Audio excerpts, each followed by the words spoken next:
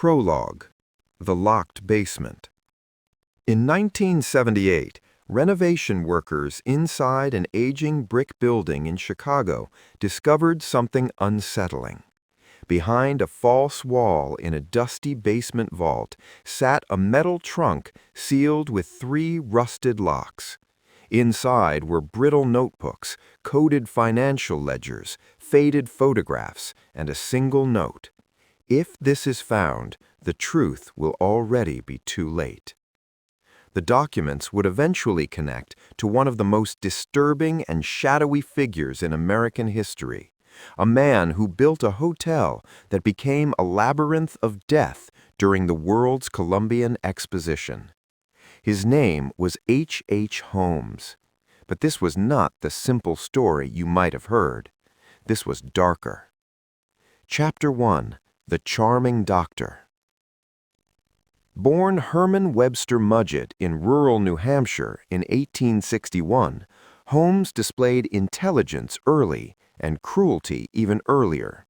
Neighbors whispered about strange childhood experiments on animals. Classmates remembered his fascination with skeletons. By the time he enrolled in medical school at the University of Michigan, he had already begun running insurance scams using stolen cadavers. He would take out life insurance policies under false names, stage accidental deaths, and collect payouts. America in the late 19th century was booming. Railroads stitched the nation together. Cities swelled. Regulation was weak. Identity was fluid. It was the perfect time for a predator to disappear in plain sight. Chapter 2: The Murder Castle. In 1887, Holmes arrived in Chicago, a city rebuilding itself after the Great Fire. He purchased property in Inglewood and began constructing what locals would later call the Castle. On the outside, it appeared to be a normal 3-story hotel with shops on the ground floor.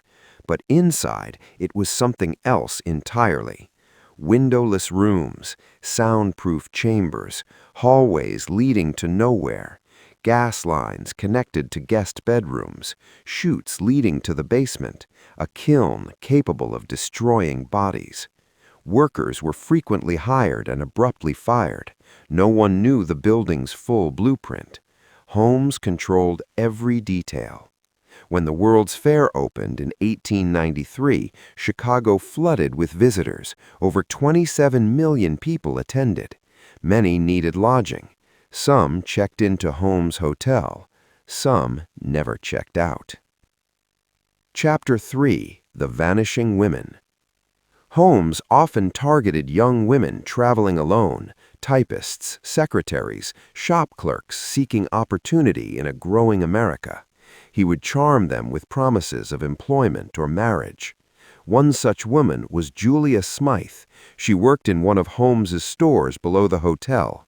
After beginning an affair with him, she told friends she planned to marry the doctor on Christmas Eve.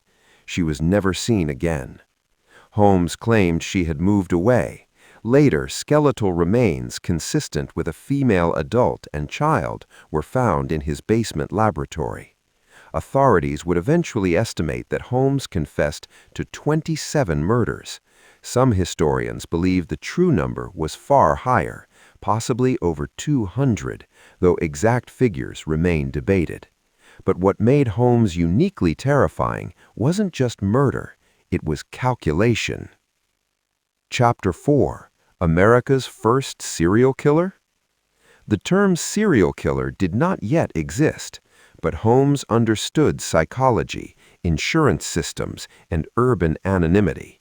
He manipulated marriage laws, insurance policies, business contracts, trust. One of his most infamous accomplices was Benjamin Pitezel. Together, they orchestrated an elaborate insurance fraud scheme. Holmes convinced Pitezel to fake his death. Instead, Holmes killed him, then traveled across the country with Pitezel's children. One by one, the children disappeared. Their bodies were later discovered buried in a cellar in Toronto. America was horrified. Newspapers called him the devil in the White City. Chapter 5: The Capture. Holmes was arrested in 1894 in Boston after a tip from a former cellmate.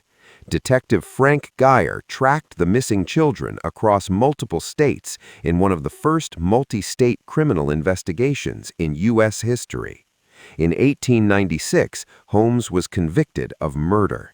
He was hanged at Moyamensing Prison. Before execution, he reportedly said, "I was born with the devil in me." He requested that his coffin be encased in cement, afraid grave robbers would dissect him. The irony was chilling. Chapter 6: The Rumors That Followed. For decades, rumors swirled. Did Holmes escape execution?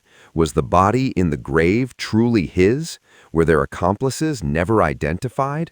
Was the murder castle part of a larger network? In 2017, his remains were exhumed for forensic testing. DNA confirmed the body was indeed Holmes. But the mystery did not end, because the ledgers found in Chicago in 1978 suggested financial transactions connected to powerful businessmen, names quietly erased from public record. The pages were coded: insurance payouts, property transfers, rail investments. Holmes may not have acted alone. Chapter 7: America's Dark Reflection. The story of H. Holmes is not merely about one man.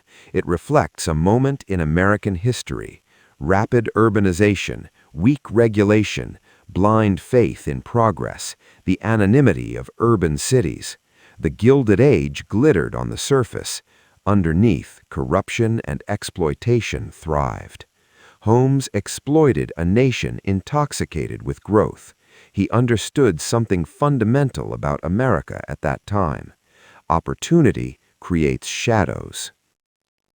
Epilogue: The Locked Basement. Today, the original murder castle no longer stands. It burned under mysterious circumstances in 1895. In its place stands a post office, ordinary, unremarkable. Yet beneath the soil of Chicago lie the memories of those who vanished in pursuit of the American dream. Holmes was executed, but the darkness he embodied, the exploitation of trust in an age of expansion, remains a cautionary tale. History is not only built by heroes. Sometimes it is shaped by monsters.